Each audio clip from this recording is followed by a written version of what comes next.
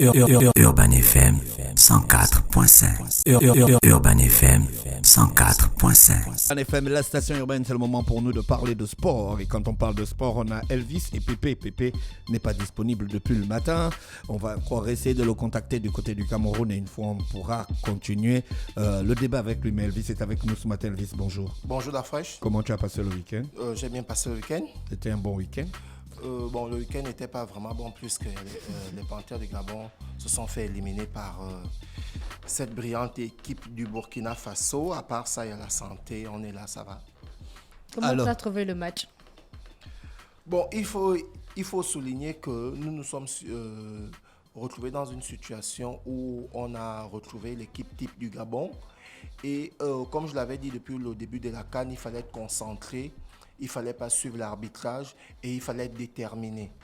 Et je l'avais aussi souligné aussi la semaine dernière que nous avons des joueurs qui sont en fin de cycle, tels que Kole Manga, Paloun, Aubameyang qui était écarté et Lemina, Kanga Guelor. Et nous avons une jeune génération où nous avons des joueurs comme Jean-Noël à Nomon qui a fait une très bonne compétition. Nous avons le petit Alevina, nous avons Oyono, nous avons Enemela, nous avons plusieurs jeunes joueurs. Donc, le gars qu'on appelle Meillet, c'est un jeune ou c'est un ancien? C'est un jeune. Axel Meillet. Axel Meillet, c'est un jeune.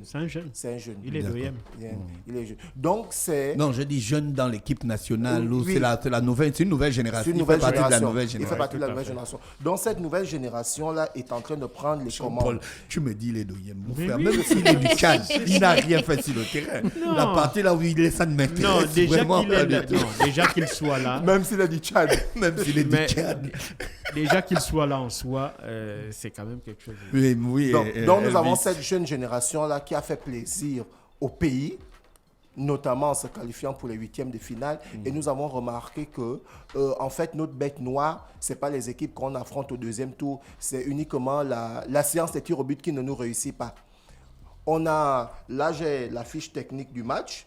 Vous pouvez remarquer que dans cette fiche technique-là, le Gabon, on sort de là avec, pas avec les meilleurs stats, mais on s'est battu. Là, on a les tirs qui ont été effectués de part et d'autre. On a 16 tirs du côté du Burkina et 18 du côté du Gabon. Et quand on regarde la possession de balles, le Gabon a 53%, le Burkina a juste 47%. Donc, c'est dire que sur le plan de la possession de balles, on était vraiment présent. Du côté des fautes, il y a eu 31 fautes du côté du Burkina et 29 fautes du côté du Gabon.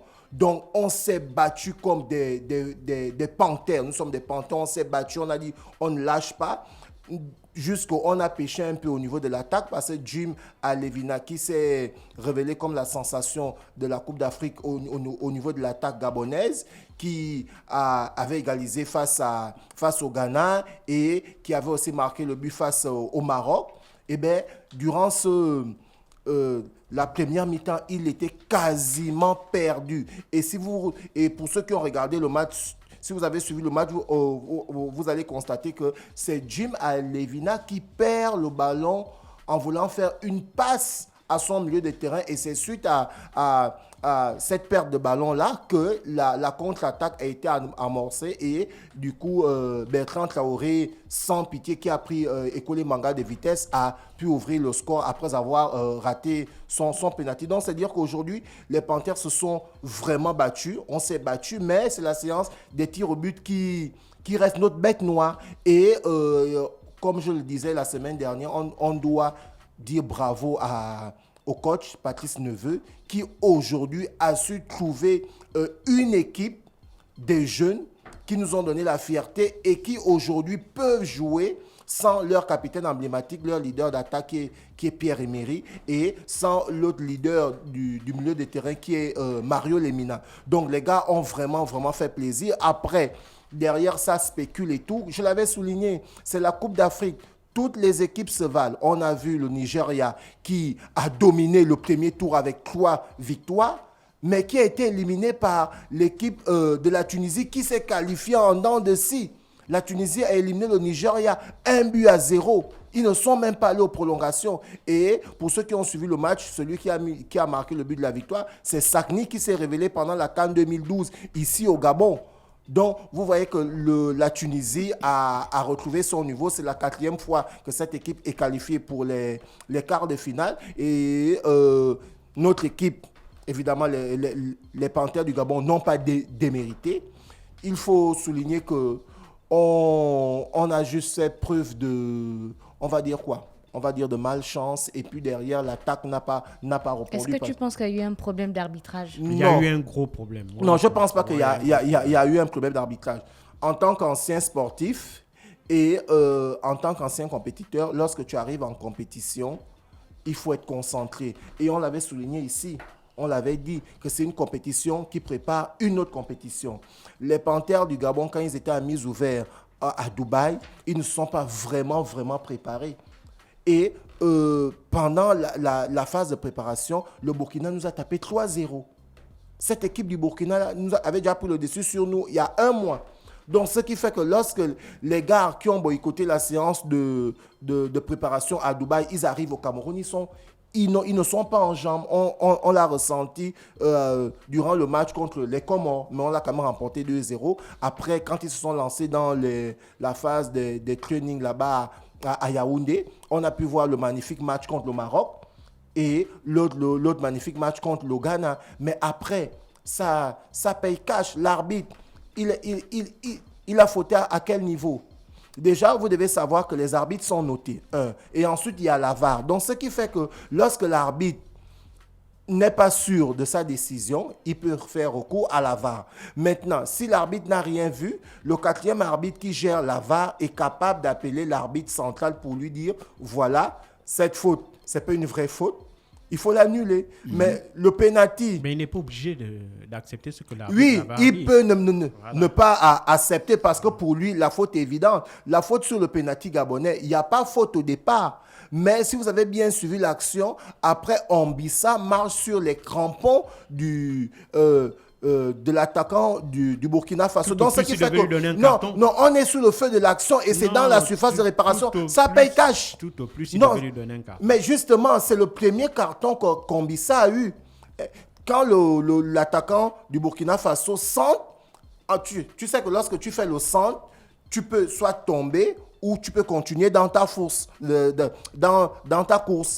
Parce que tu es en plein mouvement. Maintenant, dans son mouvement, en tombant, Ambissa a marché sur ses crampons, d'où le fait que l'arbitre a sifflé penalty. Et Ambissa a eu le carton jaune. Maintenant, si vous regardez encore l'action où Ambissa a eu le second carton qui a donné le carton rouge, c'est parce que Ambissa n'a pas suivi que Ekole Manga et l'autre défenseur gabonais avaient anticipé pour aller prendre le ballon. Donc lui, il a suivi le mouvement de l'autre attaquant. Et l'autre attaquant, en entraînant une fausse piste pour libérer son joueur vis-à-vis d'Ekole Manga, qu'est-ce qu'Ambissa a fait? Ambissa a déséquilibré le gars. Sauf que l'arbitre l'a vu. Donc, ce qui fait quoi? On applique le règlement. Second carton jaune. Je pense que c'est honnête. Elvis a raison. Non, moi, je ne pense pas qu'il ait raison. Oui, non, on applique le règlement. Second carton et carton rouge. Écoutons bien, regardez bien. Moi, je ne parle pas seulement de l'arbitrage de ce match. Je parle de manière globale. On parle d'abord du match. On parle de l'arbitrage de ce match-là était mauvais. Comme les arbitres de cette compétition-là ne sont pas au niveau. Il faut être clair. Nous-mêmes, nous suivons les grandes compétitions ici. On suit l'Euro, on suit la Ligue des Champions en Europe, on suit la Coupe du Monde. Le niveau de l'arbitrage africain, je parle de l'arbitrage africain, n'est pas au niveau. Non, Jean-Paul. Même en Europe, les gars, il ne faut pas oublier qu'on a assisté à un match surréaliste où un arbitre a arrêté 2 fois le match à la 85e et à la 89e. Nous tous, on a Combien de fois ici, on a vu des hors-jeux qui ont été sifflés alors qu'il n'en était pas. Boupenza, on lui a sifflé 2 hors-jeux qui n'en étaient pas. Qu'est-ce que tu dis que ça n'en était pas? Sa main a traversé la ligne de l'homme. Ce n'était pas de Elvis hors-jeu. est en train d'expliquer. Boupenza a souffert de sa rapidité. Et c'est ce qui fait que les arbitres ont mal interprété son position. Et on a sifflé les hors-jeux. Jean-Paul. Sans oublier que des fois, il y a contre le Maroc, on nous a donné un penalty penalty qui n'en était pas un parce que l'arbitre a refusé d'aller voir la VAR. Donc je ne dis pas que la qualification du Burkina n'était pas méritée. Elle est méritée, ça je n'en doute pas. Mais je dis que les arbitres ne sont pas à la hauteur. Ils ne sont pas à la hauteur. Mais c'est comme ça partout, même en Coupe du Monde. On l'a vu en Coupe du Monde 2000. Je parle des arbitres on a vu en Coupe du Monde 2006 je parle des arbitres africains. Non, en 2006 c'est trop loin. C'est trop loin. Nous sommes en 2022 là. On ne devrait plus avoir des arbitres avec la VAR à côté prendre encore de telles décisions. On a vu des aberrations tout au long de cette canne-là. Jusqu'à présent, c'est pas normal. C'est vrai qu'au niveau de l'arbitrage, c'est pas ça. C'est encore je ne dis pas que c'est l'arbitre qui peut gagner un match, mais l'arbitre peut tuer un match. Mais par rapport au match du Gabon, l'orge sifflé sur le magnifique but que Boupenza marque et qui est annulé, il y a hors-jeu parce que dit le règlement. Le règlement dit lorsque Jean-Paul, avant de discuter de l'arbitrage, il faut connaître le règlement. Bien sûr. Voilà. Oui. Faut pas venir dire que l'arbitrage n'est pas bon. L'arbitrage n'est pas bon. Le règlement dit l'arbitre ne peut pas dire ça. Moi, je ne suis pas le seul à le dire. Hein. Si encore j'étais seul. Après, il y a beaucoup de Gabonais qui parlent avec la passion. Non, je ne parle pas des Gabonais seulement. Je vais te retrouver. Je vais te retrouver la note qu'un journaliste qui n'est même pas africain a pondu par rapport à l'arbitrage de ce match-là. Mais ça arrive aussi en Coupe d'Europe. En Coupe d'Europe, ça arrive. Non, en Coupe d'Europe, ça peut arriver, mais la fréquence avec laquelle ça se produit dans une même compétition, c'est ce qui est alarmant. C'est ce que je vous dis. On est en la CAN. Est-ce que tout le monde se plaint de l'arbitrage? Pas seulement de ce match-là, mais des matchs précédents. Donc ça veut dire qu'il y a un problème. Ne nous voilons pas la face en disant on ne se voit pas la face, c'est vrai, il y a des problèmes d'arbitrage, mais après, derrière, les équipes doivent rester concentrées parce que le hors-jeu de Boupenza, le règlement dit quoi pour siffler hors-jeu? Si au départ, lorsque ton coéquipier te fait le centre, au moment où il est en train de faire le centre, si ta tête, ton dos ou tes fesses ou ta main se retrouvent hors-jeu, eh bien, on laisse d'abord l'action se faire et après, maintenant, c'est là où on siffle hors-jeu. Donc, dans le cas de Boupenza, sa main est complètement hors-jeu. Si on revoit... D'où le fait que le but est annulé. Non, ça c'est ce que l'arbitre a dit et ça c'est ce que les arbitres ont dû interpréter. Mais quand on regarde l'action en elle-même, au moment où, avant même que le ballon ne décolle, Boupenza n'était pas hors jeu. C'est ce que l'on dit, non? On regarde d'abord la position avant que le ballon ne parte. Est-ce qu'il n'y a pas un but du Burkina Faso qui est annulé pendant le match? Si. Parce qu'il y a hors-jeu. Oui, mais ça c'était hors-jeu évident. Non. Et pourtant, ils ont appliqué la règle. Parce que si tu as suivi le match, au départ du ballon, le joueur qui marque, il est hors-jeu, mais ce n'est pas lui qui reçoit le ballon. C'est son coéquipier. Mais son coéquipier aussi, hein? Non, son coéquipier, non. Si, les deux sont hors jeu. Non, son coéquipier n'est pas. Les deux sont hors jeu. Non, donc on n'a pas suivi le même match. Les deux sont hors jeu. Le coéquipier au départ n'est pas hors jeu. Si, le coéquipier au départ est hors jeu. C'est celui qui prend le ballon qui est hors jeu. Ensuite, on applique le règlement. Le coéquipier au départ est hors jeu. Vous êtes déjà au niveau de l'arbitrage, non au niveau qu'on nous a éliminés. Oui, on veut savoir les tenants. Après Jean-Paul, à part le fait, ça tue au niveau la de l'arbitrage, il faut aussi quand un arbitrage est médiocre, ça tue la qualité d'une compétition. C'est pas faux, mais après on a eu toute notre chance en fait. Oui, je regarde là, j'ai le tableau des stats. Des perdants. On cherche les boucs émissaires. Oui. Soit c'est le prof qui n'a pas corrigé mon devoir. Le prof ne m'a pas fait. C'est pas une question de consolation. D'après ce qu'on a dit au début. Demain c'est le ministre. Après demain c'est elle. Mais est-ce que j'ai dit que la qualification? Je n'ai pas dit que la qualification. C'est le directeur. Je ne dis pas que la qualification de Burkina n'est pas méritée. Non, ne déformez pas mes propos. Je ne dis pas que la qualification de Burkina n'est pas méritée. Mais l'arbitrage pour toi était médiocre. Ils l'ont acquise sur le terrain. Mais je dis que si on avait eu un arbitrage de meilleure qualité, on n'aurait pas assisté à certaines décisions aberrantes qui, je suis sûr, ont quand même eu un impact négatif sur le résultat. Jean-Paul, voilà, c'est ce que je dis. Sur le fait de jeu, l'arbitrage était pas à la hauteur, mais ces conséquences d'arbitrage n'ont pas entraîné notre élimination, donc on ne peut pas s'apaisantir sur l'arbitrage. Regarde par exemple au niveau des tirs cadrés. Au niveau des tirs cadrés, le Burkina a eu 7 tirs cadrés. Le Gabon, juste 3. Et on doit souligner la performance de Jean-Noël, le gardien. Parce que si le gardien n'avait pas sortir sur ces 7 tirs cadrés, les 6 tirs cadrés du Burkina, on ne devait même pas aller en prolongation. Oui, mais je suis d'accord, mais ça c'était particulier à cause du fait qu'on était en infériorité numérique. Ça, je n'en doute pas. Le deuxième carton jaune d'Obi, ça, je n'en doute pas. C'est une mauvaise interprétation de sa part. Il a fait le mauvais geste au mauvais moment. Moi, je n'en doute pas. Mais ce que moi je dis, c'est que quand vous regardez de manière globale le comportement de l'arbitre, non seulement lors du match contre le Burkina, mais également contre le match contre le Maroc, et même d'autres matchs, d'autres équipes, vous voyez que de manière globale, le niveau de l'arbitrage n'est pas bon. C'est ce que je dis. Pépé. Oui, bonjour, d'après. C'est chaud Bonjour, ici, là, Pépé. Viens régler tous les problèmes Oui, je sens ça. Bonjour Pépé. Bonjour, d'après, bonjour à tous. Pépé, qu'est-ce qu'il y a là-bas? Vas-y, dis-nous tout. Qu'est-ce qu'il y a là concernant les panthères? Les panthères. Tout. Fais-nous le résumé. Pardon, toi, tu étais sur place. Tu étais à Limbé. Déjà l'ambiance, c'était Gabon. Le Gabon joue à domicile, quoi. Il faut bien le dire. C'est que il y a eu une dizaine de bus qui sont venus de Oyem et qui sont donc venus entre griffes envahir le stade de Limbé. C'était vraiment agréable à voir. C'était du haut niveau dans les tribunes. Donc le spectacle également sur le terrain. On a vu, comme tout le monde, vous avez vu 2 équipes qui se sont battues. Le Gabon a joué avec le cœur après avoir été sanctionné d'un carton rouge, a joué à 10 tout au long du match. On a vu une équipe, on a vu depuis déjà 2 ou 3 matchs une équipe qui avait un niveau qui se donnait un niveau d'exigence assez particulier et qui donc se donnait à fond. Et ce match a pu confirmer ce qu'on commençait déjà à dire. Donc ça c'était sur le hors du terrain et un peu sur le terrain. Donc de manière précise, moi je crois qu'on a vu une belle équipe qui est en train de naître. Malheureusement, elle n'a pas pu se qualifier. Malheureusement, ce sont les résultats qui sont les plus importants dans ce genre de situation. Merci Pépé.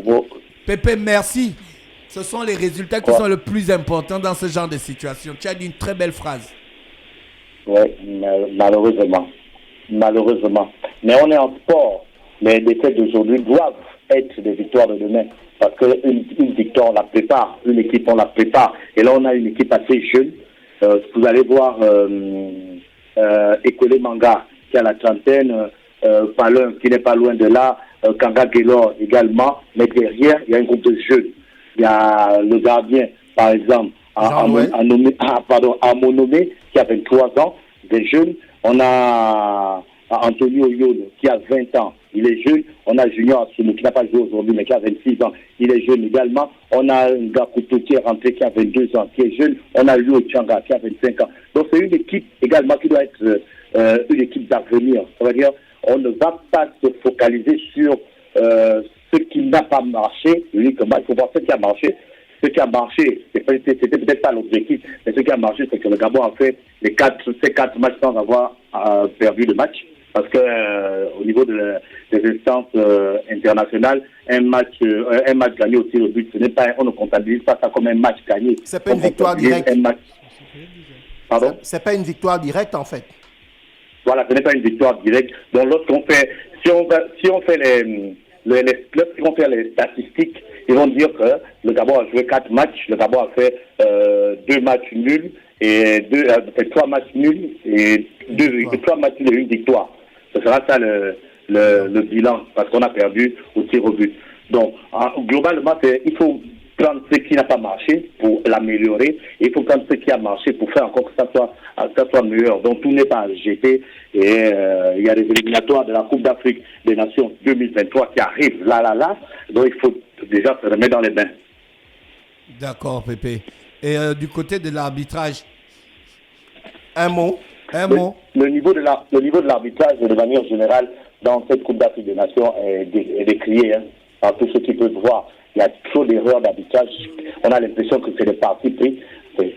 Moi, j'ai même envie de dire que c'est mieux que ça soit des partis pris. Parce que si ce n'est pas des partis pris, que ce soit des erreurs de manifeste arbitrage, ça veut dire que les arbitres n'ont pas carrément le niveau. Et là, c'est assez grave. Là, on est d'accord. venir jouer des Coupes d'Afrique des Nations et on n'a pas le niveau de la compétition. Voilà. Ça ramène la compétition vers le bas. Parce qu'il y a les deux acteurs les deux équipes qui sont là, mais l'arbitre aussi doit être au niveau des deux équipes. Si l'arbitrage n'est pas au niveau des deux équipes, c'est dangereux. Ouais. On sait que l'arbitre, les hors-jeux, par exemple, c'est le domaine de l'arbitre, des arbitres assistants, ce qu'on appelait arbitre de touche.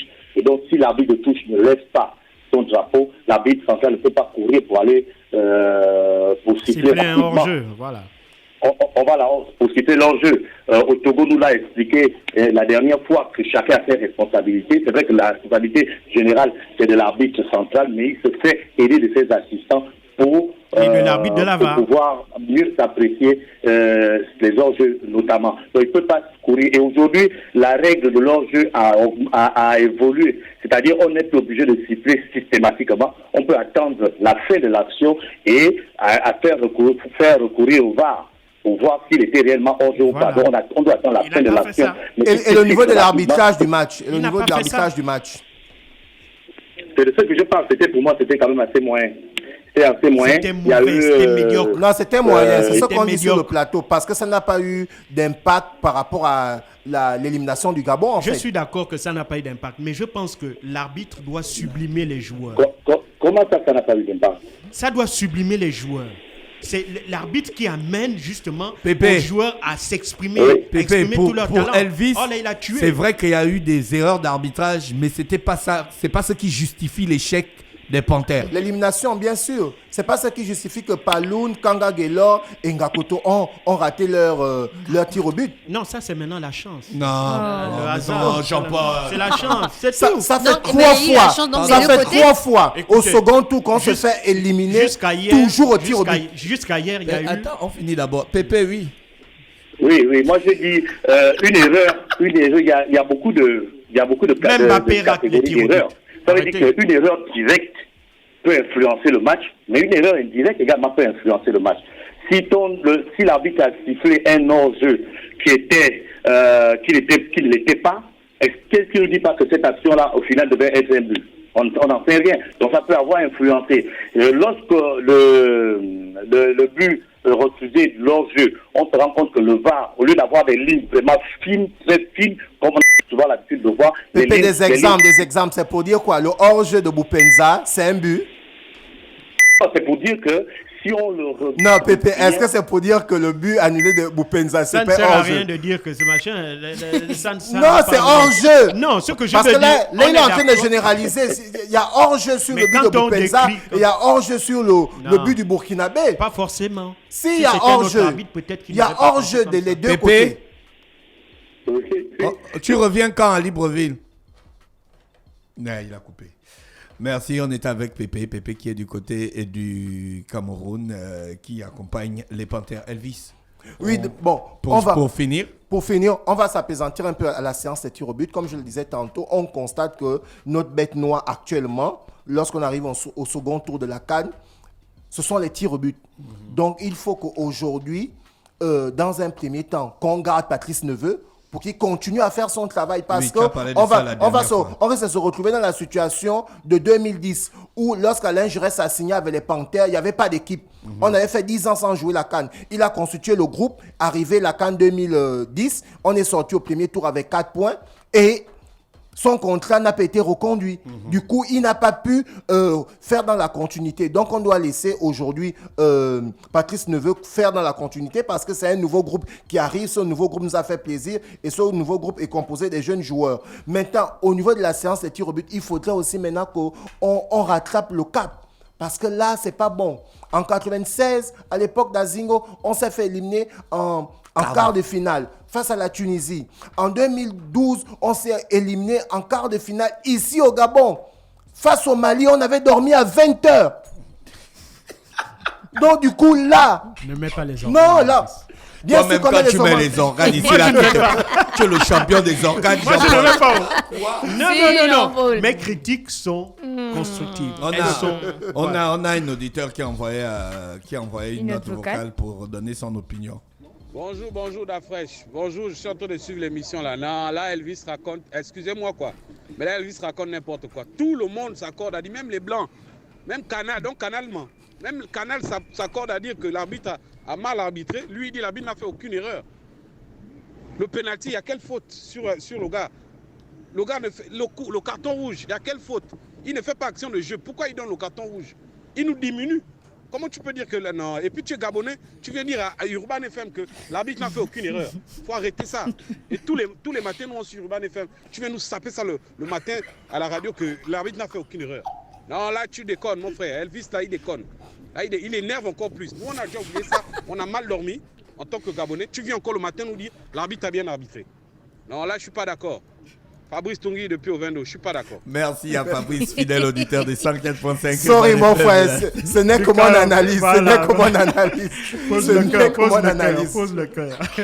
Il faut avoir la forme pour la journée. Il a déjà mal dormi. Ah, vous comprenez maintenant dans quel état d'esprit ça nous met les échecs.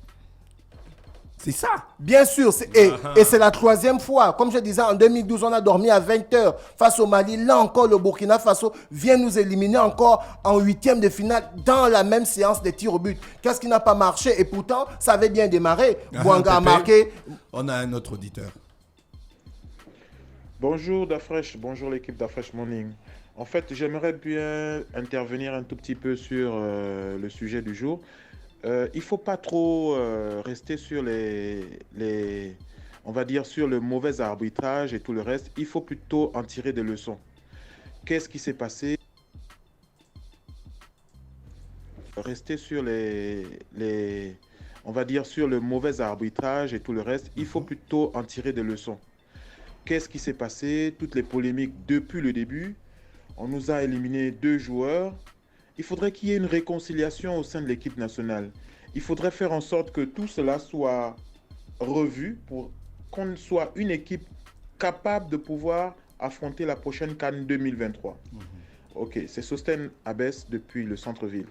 Bonne journée à vous. Ouais. Merci. Elvis a parlé de la même chose. Oui, Reconstituer une équipe, un bloc solide. Bien sûr, je pour l'avais les dit. événements Moi, je pense à même qu'on venir. doit aller plus loin. Je l'avais dit Gabonais, qu'on n'était pas obligé d'écarter Pierre-Emery et Mario Lemina. Il y a des sanctions sportives et les sanctions financières. On aurait pu garder les gars pour la sérénité du groupe. Et ensuite, maintenant, ce genre de match contre le Burkina, peut-être les gars auraient pu en griffe faire la différence, on ne sait pas. Mais après, derrière, il devait avoir des sanctions financières du genre ne pas les payer, les primes et autres. Et par rapport à ce qu'il vient de dire là, on a besoin de ça. Il faudrait que lorsque les joueurs rentrent, le président de la fédération, le ministre, les gars se retrouvent, les gars qui gèrent les instances du football pour faire une réconciliation nationale. Parce que Pierre-Emery, comme l'a même souligné Patrice Neveu, et Mario Lemina, ils ont apporté en équipe nationale. Ça fait 13 ans que Pierre-Emery joue en équipe nationale depuis 2009. Il a toujours répondu présent à toutes les sélections.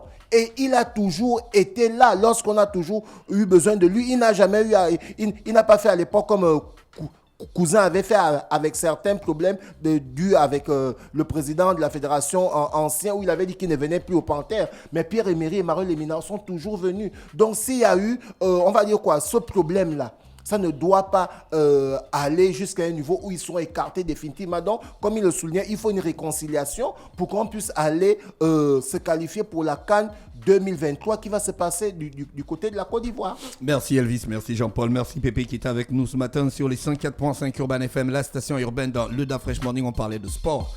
On va repartir en musique et revenir avec nos invités. Urban FM 104.5.